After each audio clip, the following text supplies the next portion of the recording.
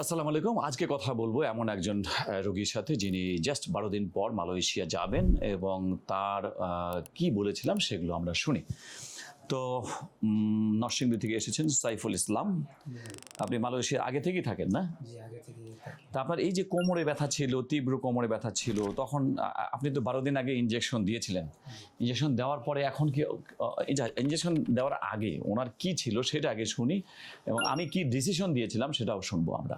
Injection দেওয়ার আগে আপনার কেমন ছিল, কতক্ষণ হাঁটতে পারতেন? দেওয়ার আগে আমি 2 মিনিটও হাঁটতে পারতাম না, বসতেও পারতাম না, শুইলে তো আরও তীব্র ব্যথা বেড়ে যেত।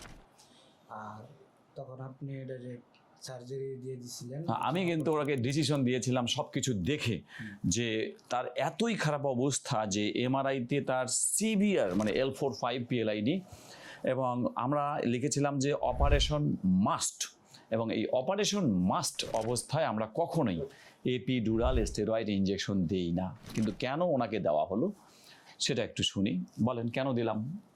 একটা চেষ্টা করার জন্য। না না, চেষ্টা না, উনি ভুল বলছেন। মানে সময়টা মোট কথা হলো যে ওনার সময় নাই। হ্যাঁ, সময় কম। উনি জাস্ট মালয়েশিয়া যাবেন এবং শুধু সময় নাই বলেই যে আমি সবাইকে ইনজেকশন দিয়ে যাব সেটাও কিন্তু নয়।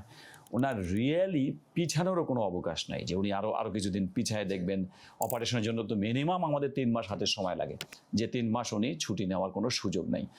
আর সুযোগ যেহেতু নাই, বাংলাদেশের মানুষ অনেক টাকা পয়সা খরচ করে এই যে বিদেশে যায়, একদম যদি চাকরিটা চলে যায় বা ওখানকার ভিসাটা নষ্ট হয়ে যায়, পুরা ফকির, পথের ফকির। আপনি কতদিন থেকে মালয়েশিয়া আছেন? আমি 3 বছর যাবত আছি। 3 বছর। ওখানে কি কাজ করেন? Quality control. কোয়ালিটি কন্ট্রোল কাজ করেন। ভাগ্য ভালো যে উনি লোডের কাজ করেন না বা বিল্ডিং নির্মাণের কাজ করেন না।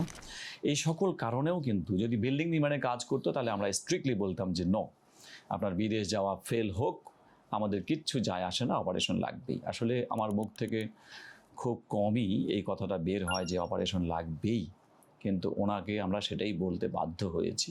কিছুই করার নেই আমাদের। ওনার এমআরআই অনুযায়ী সিভিয়ার যদি ডিস্ক প্রলাপস থাকে খুব বেশি, তাহলে এটা আপনাদের ভাষায় বলছি, সিভিয়ার বলে কিছু নাই, মানে বেশি যদি ডিস্ক প্রলাপস থাকে তাহলে অপারেশন মাস্ট। এবং শুধু তাই নয়, আপনার কি ছিল, এক্সরেতে হাড় সরে যাওয়া ছিল, হাড়ের ক্ষয় ছিল। এবং এই 29 বছর বয়সে আমি বলেছিলাম যে রড স্ক্রু দিয়ে অপারেশন লাগবে। তো রড স্ক্রু দিয়ে অপারেশন কিন্তু আমরা যাকে তাকে করতে চাই না, বিশেষ করে এই 29 বছরের তো প্রশ্নে ওঠে না। কিন্তু ওনার কিন্তু কোনো উপায় ছিল না রড স্ক্রু দিয়ে অপারেশন। ভিডিও করার উদ্দেশ্য একটাই, সেটা হচ্ছে যে উনি আসলে এখন কেমন আছেন দেখি, শুনি ওনার কাছে। ইনজেকশন দেওয়ার পরে কেমন আছেন? ইনজেকশন দেওয়ার পরে এখন আমি ঘন্টার পরে ঘন্টা হাঁটতে পারতেছি, সব কিছু করতে পারতেছি। আপনি যে ব্যায়ামগুলো দিচ্ছেন ওগুলো আমি কন্টিনিউ করতে পারতেছি, কোনো সমস্যা হচ্ছে না। মাঝে মধ্যে হালকা একটু ব্যথা হচ্ছে, তো এটা সমস্যা না।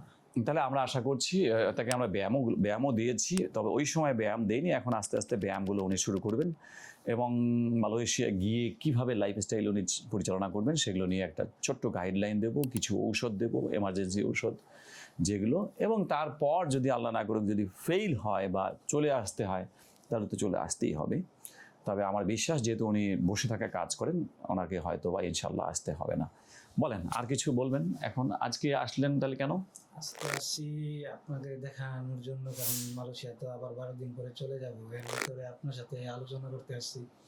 তো পিছনের দিক দিয়ে আমরা মানি ব্যাগটা যে রাখি ওইখানে হালকা হালকা ব্যথাটা মানে অনুভব হয় কন্টিনিউ, আর মাঝে মধ্যে রগে টান দেয় এইখানে।